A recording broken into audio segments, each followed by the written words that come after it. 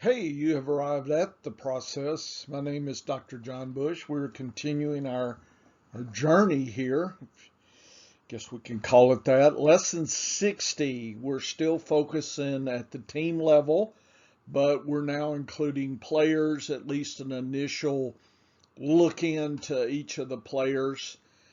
On the teams, we are almost done with this block of material. This is San Francisco and Tampa Bay. And everything I've been trying to do is trying to help you win your fantasy football drafts. And I think that gives you a great chance to win your league. This is a kind of a video textbook lesson from me. I am a university professor, so this is uh, kind of in the style that I would do. It would be different, but I'll try to do what I can here.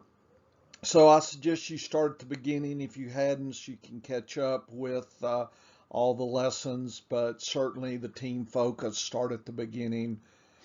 Uh, if you would, if not, if you want to jump ahead, then we will continue and do that. Uh, this is my data text here. Data table. This is CNF is the conference. This is NFC West, the team. Is San Francisco the position, quarterback, running back, tight end, or wide receiver. 2016 to 2020, we're just trying to get a feel for the team and what they're doing and what they've done in the past. These numbers are fantasy point average for the team, for the position. This counts all the quarterbacks, running backs, tight ends, wide receivers, not just the top one. And we get an average, and then at the end is the grand total, and that gives us a 5-year look over as well. And we can see for San Francisco that rushing almost reaches the level of the wide receivers, and that's unusual. If you'll look across the league, you don't see that, maybe with Baltimore. So San Francisco is a unique team that way. And the blue circles are the 5-year averages, and San Francisco just came off a wonderful year of rushing and wide receivers. I didn't say, the RB1s and WR1s, but the whole crew here. So that tells me there's most likely opportunities for those players this year, 2021, and we should focus accordingly. The quarterback has been kind of the top was 2016, but it's been very, very steady there. So I don't expect anything dramatic to happen with the QB. And the tight end, we did see Kittle was injured and so didn't play as much. But 2020 was still a pretty good year, and I'm hoping that Kittle being back, we will see some numbers close to the 2018 mark. So I'm hopeful there that we will see an increase, and hopefully, the pie gets bigger passing. I just don't know that right now. There's still a lot of smoke surrounding this passing game here in San Francisco. But anyway, that's kind of what I see there. I forgot to get rid of this, so my bad. Sorry. That's 507 there. Okay, continue here. I like to look across the board, the 5-year average. This is the bar graphs.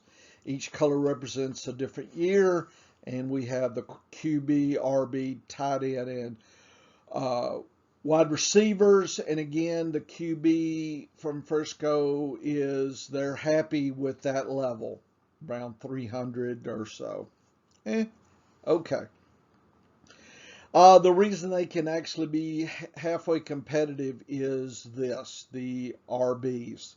So the last 2 years, they have really woke up here. So picking RBs from Frisco, if you pick well and things go your way, you will collect. So it is definitely worth digging there. Tight ends have gone down a little bit, but remember last year, besides COVID, we had Kittle injured. So I'm hoping that we will get closer to that thing. So bring in a few more points per week.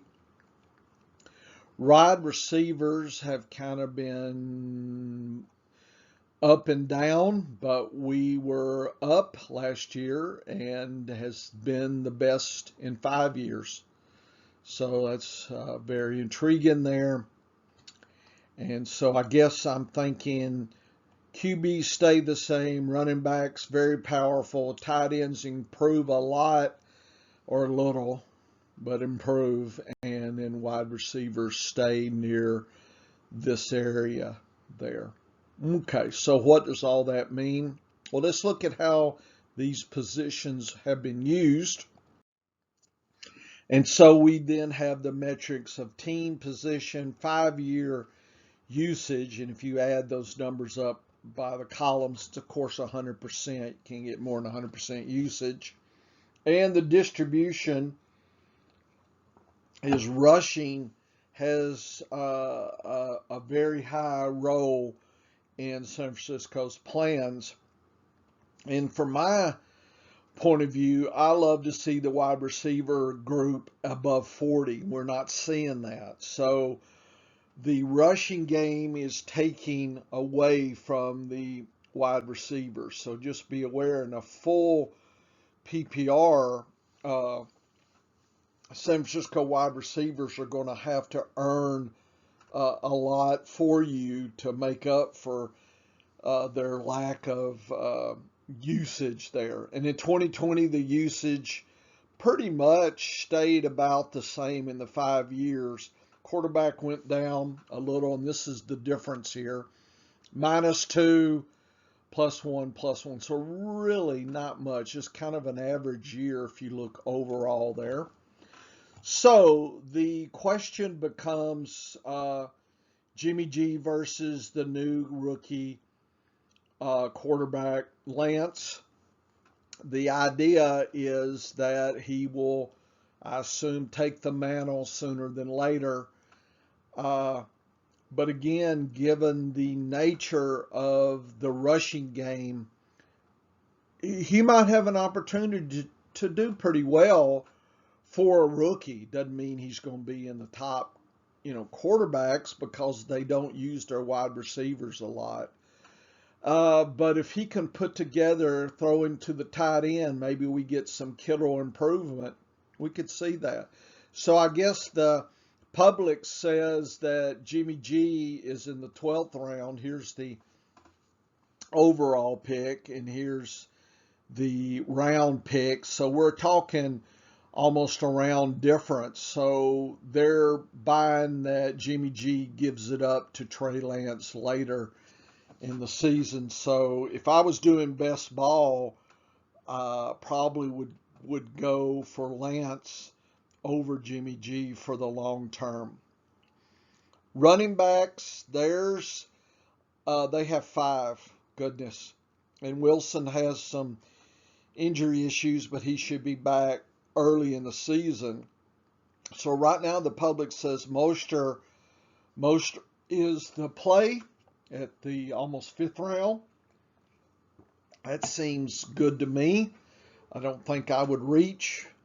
Wilson might be a surprise in best ball, and I have drafted him a little bit.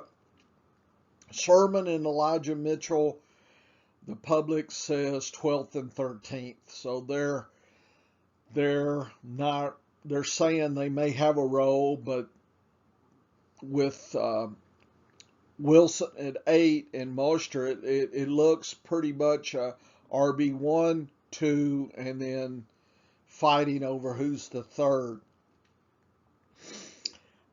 In best ball, I might pick one of the late picks as my RB 5 or 6, but that would be it. Like I said, I am taking Wilson just because he had some injuries and people were laying off of him in best best ball, and you might be able to get him later than the 8th round. So I think that's a good thing. Gallman is probably just for depth. Maybe he didn't even make the team. I don't know. We'll see where he's at. Keep your eyes open. Whoever can, of the top 2 RBs, can pay their freight, given how Frisco has used the running backs pretty high compared to many in the league. Kittle is a second round, almost mid-second round. People are still bitten by the injury. It's kind of like Kelsey in the first round, Kittle, and then right after is Andrews and Waller right in there. So he's kind of that next tier down. I could see a scenario where Kittle and Lance come together, Lance being a conservative play caller, kind of a game manager type. I just don't know, how good he is. I think that's a question mark. So I think the public is concerned about who's throwing to Kittle. Okay. The 2 wide receivers, Ayuk and Samuel, roughly 6th round and 7th round. I would take Samuel because he's cheaper, right? Try to take it near the 8th round. If you could get them 7th and 8th, then you're getting a little bargain. I'm not reaching for either one given the usage in Frisco. Be aware of that.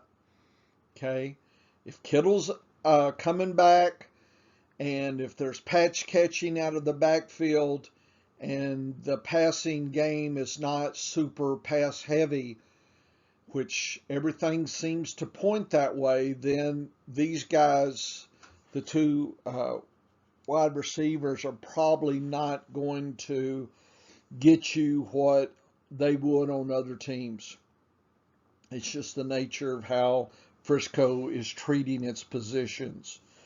So that's kind of how I would view this and approach this. These guys in your drafts here coming up. Certainly watch to see if anything's happening as far as, especially the running backs. See if there's any kind of evidence that anybody's going to be better than the public thinks.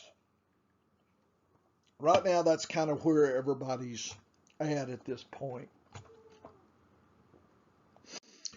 Lastly is the difference, and I'm drawing the 0 line. This is this axis is the difference, which is the triangle. Blue is 5-year, red is 2020. So we declined here, increased, declined, increased. Frisco stays towards its rushing.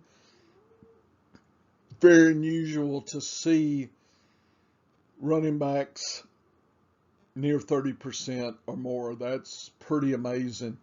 And again, the wide receivers are near 30% or so, and that's not so strong. Nothing really to take away here that we haven't really talked about. This just puts a visual snapshot of what has been going on there for this team. Okay. So now we move to Tampa Bay, the world champs last year, NFC South. Brady figures to do it again. Well, I think he'll take them far. They should get to the playoffs. New Orleans is the wild card. Given Breeze is not there, can Winston put the Saints in competition here with Tampa Bay? It's hard to say. Brady didn't do too bad at 415 and the other quarterbacks, so that's fine. Tampa Bay has done well with the quarterbacks here, 1,900 points over 5 years, not bad. The rushing game was the best that they've had in 5 years. So having Brady opened up the rushing game. So I think having enough to feed multiple mouths is possible, and the running back committee can probably still work. You try to take a discount on whoever you take out of there. The tight end is okay with Gronk, but he was hit or miss and seemed to get better later in the season. So it's hard to tell where that's going to go, but that's been the lowest over 5 years. And 2018 was the best that Tampa Bay has, but last year's 720 was 29, almost 730 was great. So look at it's like Brady's pass, pass, pass. Keep you honest with the run. Every once in a while you get your tight ends involved. So I think it's still going through the wide receivers here with the running backs to keep the defense honest here. So I think expect pass, pass, pass. Over the time, having Brady really brought them back from 2019, so that was good. That is, of course, the blue colors 2020. The running backs have done really well versus the last 3 years before that, 18, 17, 16. So we expect this level. Tight ends have been kind of hit or in decline and came back some. So I think we can expect what we had. And that 2018 was unrealistic. I think this is the level we'll see. So I think we'll get 2021 a lot like 2020 from Tampa Bay. I don't see a lot of big changes here that I can see. 5-year percentage, notice 41% last year, 2020, the 43, 5-year average, that's right. Notice the running backs are in the 20s, the QBs are even above the running backs.